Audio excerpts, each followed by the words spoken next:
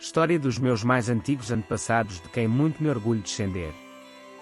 Há 803 anos.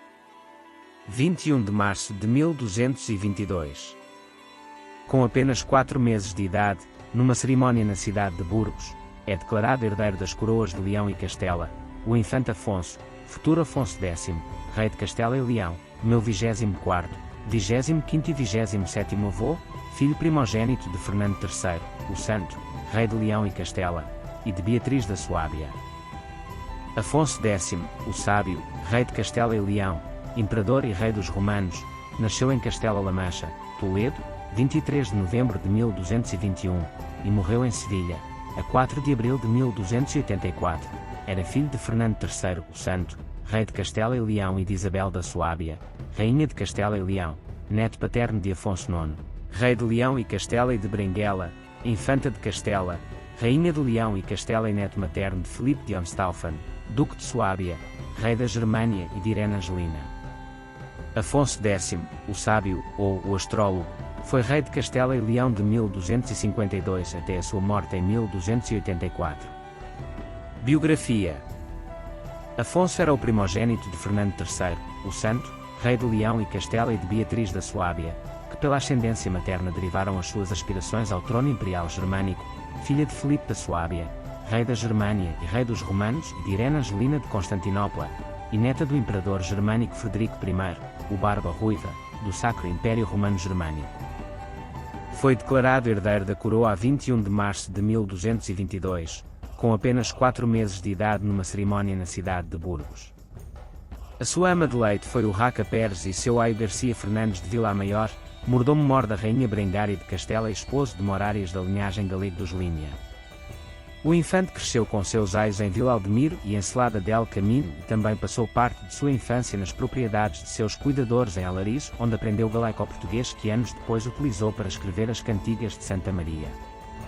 Ainda infante, participou na tomada de várias praças andaluzes, entre as quais Múrcia, Alicante e Cádiz, na Reconquista durante o reinado do seu pai, Fernando III, o Santo. Em finais de 1246, o infante Afonso apoiou a causa do rei Dom Sancho II de Portugal contra o seu irmão, o conde de Bolonha, futuro Dom Afonso III, rei de Portugal, meu 25º e 26º avô, com um exército que integrava vários nobres dos reinos de Leão e Castela.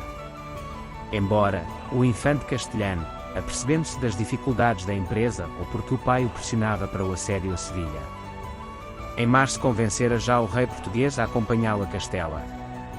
Porém, enquanto rei, Afonso X teve que renunciar à posse do reino do Algarve, pelo Tratado de Badajoz de 16 de fevereiro de 1267, bem como às suas aspirações sobre o reino de Navarra. Em 1260 conquistou e incendiou Rabat. Na política interna, teve que fazer frente a rebeliões, das quais se destacam a dos Mudéjas, mouros em territórios controlados pelos cristãos, em 1264, e o problema sucessório nos últimos anos do seu reinado. Casado desde 29 de janeiro de 1249 com Violante Infanta de Aragão, filha de Jaime I, o Conquistador, rei de Aragão, Valência e Maiorca e de Holanda, princesa da Hungria, o monarca teve no entanto vários filhos ilegítimos. O seu primogênito legítimo, e herdeiro do trono, Fernando de Lacerda, morreu em 1275. Afonso X passou a defender os direitos sucessórios do seu neto primogênito de Fernando, Afonso de Lacerda, mas Sancho IV, meu 24º e 26º avô, seu segundo filho e irmão de Fernando, reclamou a sucessão para si, recebendo poderosos apoios à sua causa. Afonso X só conservou a fidelidade de Múrcia e Sevilha, cidade em que viveu durante os seus últimos meses, bastante isolado e secundado apenas por um pequeno número dos seus antigos colaboradores.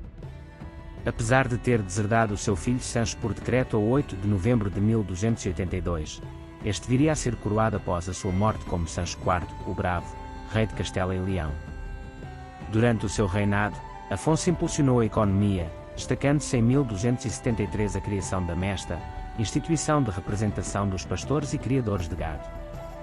Em Leão e Castela desta época, esta atividade tinha mais importância económica do que a agricultura. Fomentou a repopulação de terras conquistadas aos muçulmanos, nomeadamente no reino de Múrcia e na Baixa Andaluzia. Fundou a Vila Real, que posteriormente passaria a ser Cidade Real, em uma zona controlada pelas ordens militares. Mas essencialmente foi um legislador. Compôs, em castelhano, as obras legislativas Fuero Real de Castela e o Código das Siete Partidas, para além de obras sobre a história da Espanha, Primeira Crónica Geral de Espanha, História Universal, Grande e General História ou General História. Tendo investido grande esforço e dinheiro, em vão, na obtenção da coroa do Sacro Império Romano Germânico. Afonso X, o Sábio, faleceu, em Sevilha, a 4 de abril de 1284, com 63 anos. Foi sepultado na Catedral de Sevilha e seu coração ficou em Múrcia. Contribuições para a cultura. Como Dom Dinis, rei de Portugal, seu neto, Afonso X fomentou a atividade cultural a diversos níveis. Realizou a primeira reforma ortográfica do castelhano, idioma que adotou como oficial em detrimento do latim. O objetivo seria desenvolver o vernáculo do seu reino, segundo o historiador Juan de Mariana. A famosa Escola de Tradutores de Toledo juntou um grupo de estudiosos cristãos, judeus e muçulmanos. Foi principalmente nesta que se realizou o importantíssimo trabalho de traduzir para as línguas ocidentais os textos da Antiguidade Clássica, entretanto desenvolvidos pelos cientistas islâmicos. Estas obras foram as principais responsáveis pelo renascimento científico de toda a Europa medieval, que forneceria inclusivamente os conhecimentos necessários para o subsequente período dos descobrimentos. A verdadeira revolução cultural que impulsionou foi qualificada de renascimento do século XIII. Mas a obra que mais foi divulgada e traduzida no reinado deste intelectual foi a Bíblia. No entanto, através de académicos judeus, também patrocinou uma tradução do Talmo. Mas depois da revolta liderada por seu filho Sancho, perseguiu a comunidade judaica de Toledo, aprisionando-os nas suas sinagogas e demolindo as suas casas. Afonso X foi também mecenas generoso do movimento trovadoresco, e ele próprio um dos maiores trovadores e poetas de língua galaico-portuguesa, a língua mais usada na lírica ibérica do século XIII, tendo chegado até nós 44 cantigas suas, de amor e principalmente de escárnio e maldizer. A sua obra mais reconhecida é as Cantigas de Santa Maria, cancioneiro sacro sobre os prodígios da Virgem Santíssima, num total de 430 composições, musicadas. Também colaborou no El Libro del Saber de Astronomia, obra baseada no sistema ptolomaico. Esta obra teve a participação de vários cientistas que o rei congregara, e aos quais proporcionava meios de estudo e investigação, tendo mesmo mandado instalar um observatório astronómico em Toledo. Compôs as tabelas afonsinas sobre as posições astronómicas dos planetas, baseadas nos cálculos de cientistas árabes. Como tributo à sua influência para o conhecimento da astronomia, o seu nome foi atribuído à cratera lunar Alfonsus. Outras obras com o seu contributo são o Lapidário, um tratado sobre as propriedades das pedras em relação com a astronomia, e o Livro dos Juegos, sobre temas lúdicos, xadrez, dados e tabelas, uma família de jogos a que pertence o gamão, praticados pela nobreza da época. Família e descendência. Teve vários filhos naturais antes de se casar com Dona Violante, infanta de Aragão, minha 25ª e 27ª avó. Com Maria Afonso de Leão, sua tia, filha legítima do rei Afonso IX de Leão e de Teresa Gil de Sobrosa, viúva de Álvaro Fernandes de Lara, teve Brengária. Contraiu matrimónio com Pedro Nunes de Gusmão, morreu jovem sem descendência. Depois, com Elvira Rodrigues de Vilada, filha de Rodrigo Fernandes de Vilada, que depois se casou com o marinho mor de Leão, Gonçalo Morano, teve Afonso El Ninho, senhor de Molina e Mesa pelo seu casamento com Branca Afonso de Molina, filha de Afonso de Molina e Mafalda Gonçalves de Lara, de quem teve 2 filhos. Foi um dos colaboradores mais fiéis de seu pai. Teve 2 filhas com Dona Maior Guilene Pérez de Guzmán, minha 24ª e 27ª avó, provavelmente a relação mais estável e duradoura do infante antes de seu matrimónio. Dona Beatriz de Castela, casada com o rei Dom Afonso III de Portugal, meu 25º e 26º avô, em 1253, e mãe do rei Dom Dinis de Portugal. Dona Urraca Afonso, ou Maria Dade, casada com Dom João Fernandes de Castro, meus 23º e 26º avós.